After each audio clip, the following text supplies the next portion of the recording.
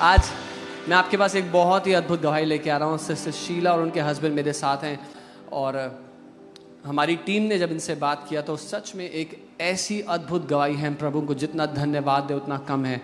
बहन शीला ने मुझे बताया कि 1999 में 1999 उनकी शादी हुई और 1.5 महीना शादी को बीतने के बाद कुछ अजीब सा उनको महसूस होने लगा। उनको लगने लगा कि कुछ गलत हुआ है, कुछ गड़बड़ है और अपने आसपास 3-4 आकृतियाँ वो महसूस करती थी। उनको लगता था 3-4 आकृतियाँ मेरे आसपास हैं। और मैं चाहता हूँ कि बहन शीला अपनी गवाही हमें बताएं, क्या हुआ। परिवार जय मसीह की आप सबको। मैं जब से शादी हुई थी 99 में, 1.5 महीने बाद में उसके बाद शादी होकर जैसे ही अपने ससुराल आई तो धीरे धीरे मुझे ऐसा लगने लगा कि कोई मुझे छू रहा है, टच कर रहा है।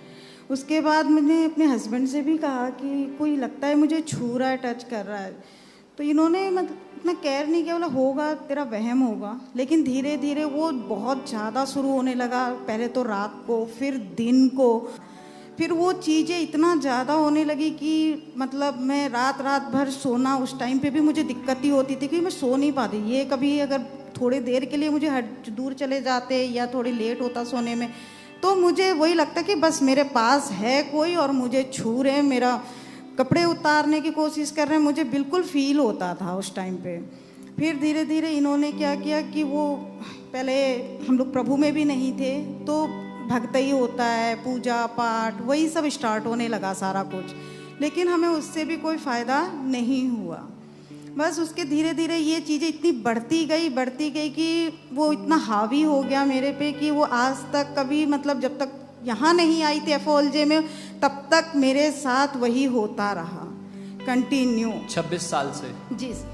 आपने मुझे ये भी बताया था जब आप सुबह उठते थे तो आपको लगता था कि किसी ने बहुत मारा, आपके बदन में दर्द होता था, क्या होता था? मुझे ऐसा लगता था कि पूरे शरीर मेरा भारी हो गया है, पूरा दर्द होता था और सर ऐसा लगता था कि फट रहा हो। जब मैं नहाने जाती तो मुझे अपने शरीर पे अलग बहुत सारे निशान मिलते थे।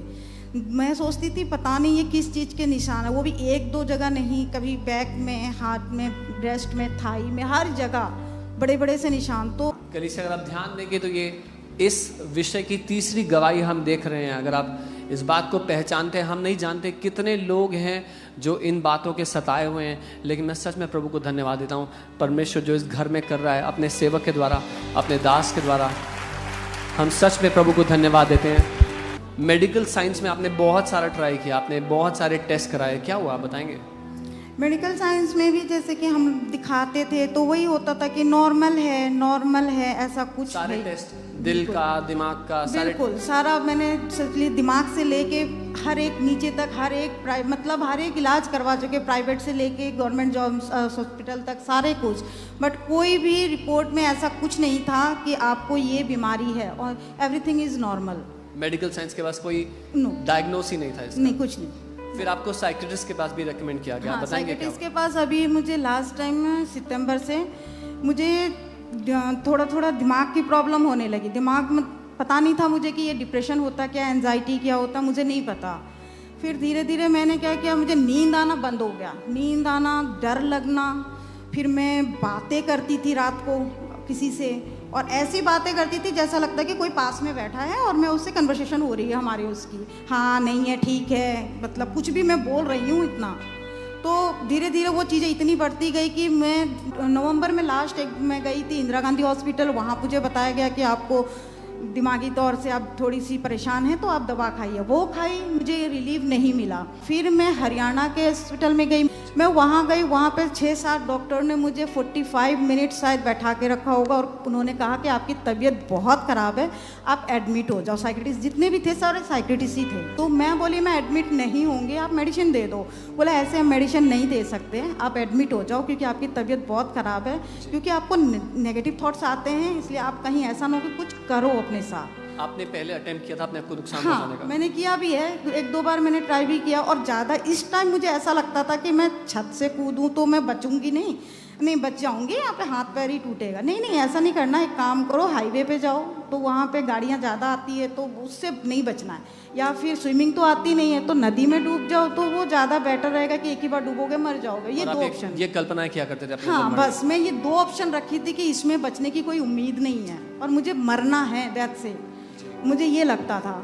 तो धीरे धीरे ये चीज़ें इतनी बढ़ गई कि मुझे नींद, इतनी दवाई खाने के बाद भी मुझे नींद नहीं आती थी, और जितनी बार डॉक्टर के पास जाऊँ वहाँ पे क्या होता था कि मेरा दवाई के डोज बढ़ जाते थे, जो एक टाइम देते थे वो मुझे 3 टाइम देने लगे, लेकिन मुझे नींद नहीं आती थी बिल्कुल। आपने मुझे ये भी बताया था कि आपको उसके कारण बहुत इम्बैलेंस हो गया था आपके शरीर में, क्या वो था बताएंगे?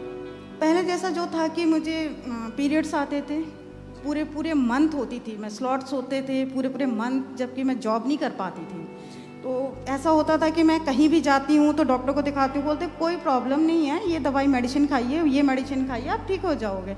बट ऐसा कुछ नहीं होता था, पूरा मंथ ऐसा होता था जैसे कि मैं नॉर्मल डिलीवरी होकर बैठी हूँ। और इसके बाद आपने डिप्रेशन के लिए आपने बताया कि आप 24 घंटे आप डर में रहती थी और आप अपने को काटने का आपका मन करता था। हाँ, ऐसा होता था कि मुझे इतना ज़्यादा डिप्रेशन बढ़ गया था, इसीलिए डॉक्टर ने कहा था कि आपको एडमिट होना पड़ेगा। तो मुझे ऐसा लगता था कि मैं खुद को खाऊं, मुझे खाने का मन होता था खुद को, या फिर या बाल नोचूं, मुझे पागलों जैसे मैं इस मतलब ऐसा सोच गई थी, मैं बिल्कुल टोटली पागल हो चुकी हूँ या हो गई हूँ या होने वाली हूँ, अब मैं बचने वाली नहीं हूँ। टोटली मुझे लगता था कि मैं मांस पकड़ूँ और खाऊँ या बाल नोचूँ, क्या करूँ खुद के साथ। और कलीसिया, हम ये 1-2 महीने की बात नहीं कर रहे हैं, हम बात कर रहे हैं 26 साल की। 26 साल आधी ज़िंदगी होती है किसी के लिए, वो अपनी लगभग आधी 26 पूरी जवानी बीत गई उनकी इस तरह से जीते हुए। हम कल्पना भी नहीं कर पाएंगे कभी कि प्रभु ने किस गड्ढे से इनको निकाला, इस परिवार को बचाया।